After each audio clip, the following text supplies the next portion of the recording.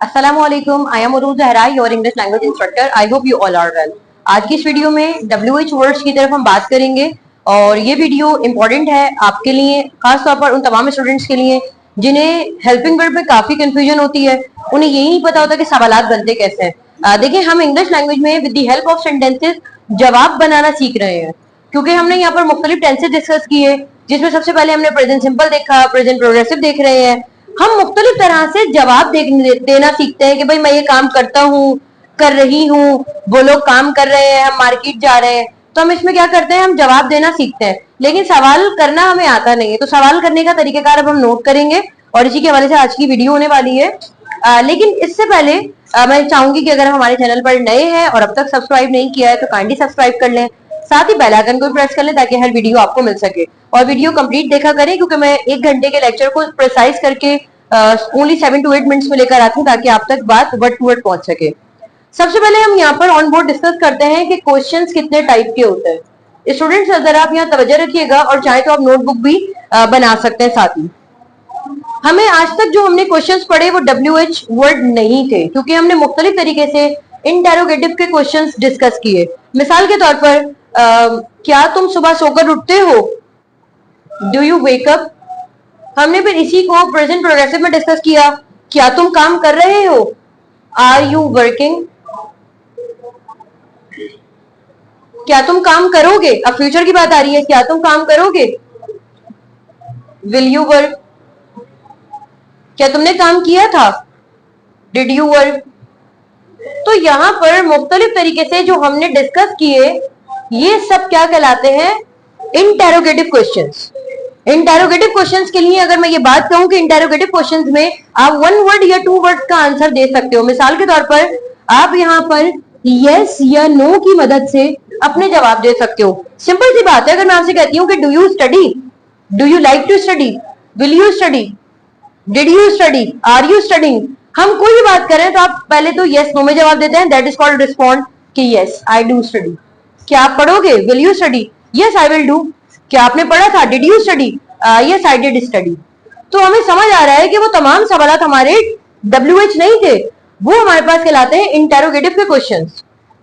और इंटेरोगेटिव के क्वेश्चंस होते बहुत सिंपल है, जिसमें सामने वाले से सिर्फ एक ही सवाल पूछा जाता है, क्या तुम रेस्टोरेंट जाते हो, क्या तुम पार्क जाते हो, क्या तुम एक्सरसाइज करते हो, क्या तुम इंग्लिश सीख रहे हो, क्या तुम इंग्लिश सीखोगे। ये तमाम सवाल हमारे पास इंटेरोगेटिव के कहलाते हैं।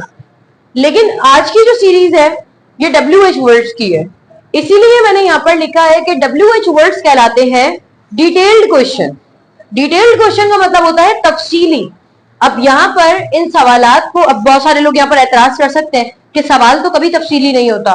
ठीक है, सवाल तफसीली नहीं होता, सवाल हमेशा शॉर्ट में ही आता है, लेकिन इसका जवाब जो है ना वो आप डिटेल में ही देते हो। मिसाल के तौर पर अगर मैं आपसे कहती हूँ कि do you go to market, do you go to market या do you like to go to the market, तो आप बोल सकते हो नो या यस। अगर आप इतना भी बोल देते हो तो मेरे लिए काफी है। लेकिन अगर मैं आपसे पूछती हूँ what's your favourite market place, तो यहाँ पर यस नो तो बिल्कुल भी नहीं आएगा। अब जो आप बताओगे कि if I talk about my market place, so the biggest place that I love, that is, जो भी मॉल है, जो भी आपने बताया, तो ये वाले सवाल के जवाब देना आप पर लाजिम है इन टर्म्स ऑफ यानी वेटेज के हिसाब से काफी इंपॉर्टेंट होता है। आइए जरा डिस्कस करते हैं कि WH वर्ड होते क्या है। वैसे तो इसके अलावा और बहुत सारे हैं, इसमें विच भी आता है, हु फैमिली भी आती है। फिलहाल मैंने आज अपनी इस वीडियो में 7 का इंतखाब किया है, ये 7 सिलेक्शन आपके लिए इंपॉर्टेंट होगी। सबसे पहले हम बात करते हैं वर्ड। वर्ड को सब जानते हैं। वर्ड का मतलब होता है क्या। आप देख सकते हैं कि वर्ड मुझसे मालूम करता है किसी ऑब्जेक्ट को या किसी आइडेंटिटी को। अभी आपको मुश्किल लग रहा होगा कि ऑब्जेक्ट और आइडेंटिटी क्या होता है, तो तवज्जो रखिएगा। ऑब्जेक्ट कहते हैं किसी भी सवाल में मौजूद वो चीज जिसके हवाले से बात होती है।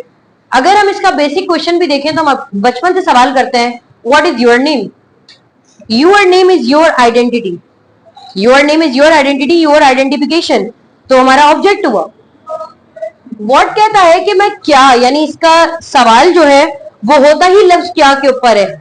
क्या तुम क्या करते हो, तुम क्या खाते हो, तुम क्या पढ़ते हो, तुम क्या गाते हो। मुझे कुछ नहीं पता, बस मैंने इतना कह दिया कि मुझे किसी ऑब्जेक्ट या किसी आइडेंटिटी की तरफ बात करनी है, इसलिए मैं व्हाट के साथ आई।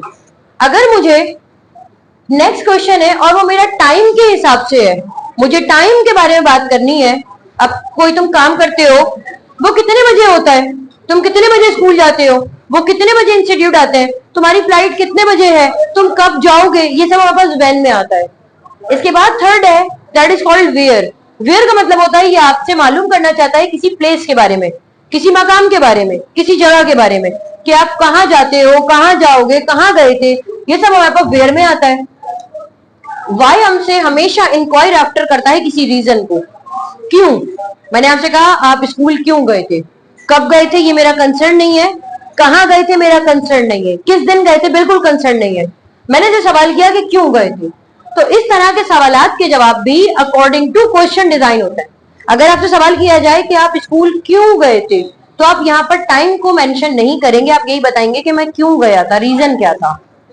इसी तरीके से हाउ, हाउ में हम बात करते हैं, हाउ का लफ्जी मतलब होता है कैसे, कैसे या कैसा। ये आपसे मालूम करता है किसी मैनर को या किसी मेथड को। हम अक्सर देखते हैं कि एक मैथ्स का क्वेश्चन है, वो एक हमारे नॉर्मली स्कूल में भी एक तरीके से करवाया जाता है और एक ट्यूशन में भी हम करते हैं, तो दोनों तरीके अलग होते हैं लेकिन जवाब एंड में एक ही आ रहा होता है। तो हम उसी मेथड को ज्यादा अडॉप्ट करते हैं जो हमें इजी लगता है।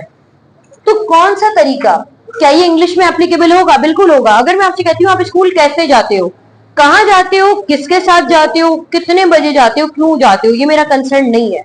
मेरा कंसर्न सिर्फ इतना है कि आप स्कूल कैसे जाते हो। तो जब आपसे सवाल में कैसे की बात होगी तो यहाँ पर आपको बताना भी जरूरी होगा कि आप कैसे करते हो। मिसाल के तौर पर कुछ लोग इंग्लिश बोलना चाहते हैं, बोल रहे हैं, बोलेंगे, प्रैक्टिस करते हैं। मैंने कहा क्या करते हो फ्री वक्त में? उसने कहा कि मैं इंग्लिश सीखता हूँ। कब? मैंने टाइम पूछा कब। अब मैं आपको तरीकेकार बताऊंगी कि इनके सवाल बनेंगे कैसे, कहाँ, क्यों सीखते हो, कैसे सीखते हो। तो एक ही सवाल के ऊपर हमें 5 तरीके से डिफरेंट क्वेश्चंस नजर आए। हाउ मच और हाउ मैनी को लेकर भी काफी कंफ्यूजन होती है, इसलिए मैंने यहाँ लिखा नहीं था ताकि आपको समझ आए कुछ। अनकाउंटेबल एंड काउंटेबल, पहले तो हम इस चीज को समझेंगे कि काउंटेबल एंड अनकाउंटेबल होता क्या है। अनकाउंटेबल कहते हैं, अन का लफ्जी मतलब आ रहा है ये आपको काउंट से पहले अन लग गया, इसका मतलब ऐसी चीज जो ना गिनी जा सके, ऐसी चीज जिसको गिना ना जा सके, जिसका शुमार ना किया जा सके, उसको अनकाउंटेबल कहते हैं। ऐसी चीज जिसको काउंट किया जाता है दैट इज कॉल्ड काउंटेबल। क्या हम कभी ऐसे सवाल बनाते हैं जिसमें काउंटेबल एंड अनकाउंटेबल का जिक्र होता है? बिल्कुल होता है। मैं इसकी बेसिक मिसाल आपसे कहूंगी, अभी सवाल कैसे बनेगा मैं आपको बताऊंगी। हम किसी को कहते हैं थैंक यू सो मच, हमने यहाँ पर लिखा, मैं एक मिसाल देके बता रही हूँ, थैंक यू सो मच कहा। कभी आपके ध्यान में सवाल आया कि मैं यहाँ पर मच की जगह मैनी क्यों नहीं लिखता? मैं मैनी क्यों नहीं लिख रहा? क्योंकि मैनी और मच तो हम हमेशा बहुत सारी चीजों के लिए लगाते हैं। सवाल अगर आपके पास आए तो उसका जवाब है मैनी का मतलब होता है ऐसी चीज जिसे काउंट किया जा सके, जबकि मच का मतलब होता है अनकाउंटेबल। ये एक तरीका भी होता है, अगर किसी ने मेरा कोई काम किया है और मैं उसको शुक्रगुजारी का मुजाहिरा कर रही हूँ कि मैं आपकी शुक्रगुजार हूँ, तो मैं ये नहीं कहूंगी कि इस हद तक, मैं ये कहूंगी कि भाई मैं आपकी शुक्रगुजार हूँ, यानी आपकी शुक्रगुजारी काउंट नहीं हो सकती है, आपका एहसान मेरी थैंक्स बैक करने से बहुत ज्यादा है। तो इसको हम हमेशा मच के सेंस में लेकर आते हैं। अभी मैं आपको मजीद इसकी वजाहत दूंगी, लेकिन फिलहाल ये बेसिक था कि व्हाट ने हमें क्या मालूम करने को कहा, व्हेन ने। अच्छा, अगर मैं आपसे कहती हूँ एक मिसाल कि आपको कितना पानी चाहिए, अब कोई किसी इंसान को कोई काम करने के लिए पानी चाहिए, मैंने कहा तुम्हें कितना पानी चाहिए? पानी ऐसी चीज है जिसको काउंट नहीं किया जा सकता। मैं इसको मुख्तलिफ लेबल्स में अगर लगा दूं, पानी की बोतल वगैरह में कन्वर्ट कर दूं, कोई ऑन्सेस वगैरह में कन्वर्ट कर दूं, तो वो एक अलग क्राइटेरिया या पैरामीटर है जिसे मैंने बनाया है। अदरवाइज पानी ऐसी चीज है जिसे आप काउंट नहीं कर सकते, जिसे आप अलग नहीं कर सकते। इसके बरक्स अगर मैं आपसे एप्पल्स की बात करूं तो वो उनकी नेचर ही ऐसी कि उन्हें हम गिन सकते हैं। तो ऐसी चीज जिसका शुमार किया जा सकता है वो हमेशा हाउ मैनी में आएगा, and otherwise all kind of the things that we are not able to count them, they will convert into how much. I hope आपको यहाँ तक बात समझ आई है। अभी आपसे पार्ट 2 की वीडियो में मुलाकात होगी, इन सवालात को मजीद डिटेल में हम डिस्कस करेंगे।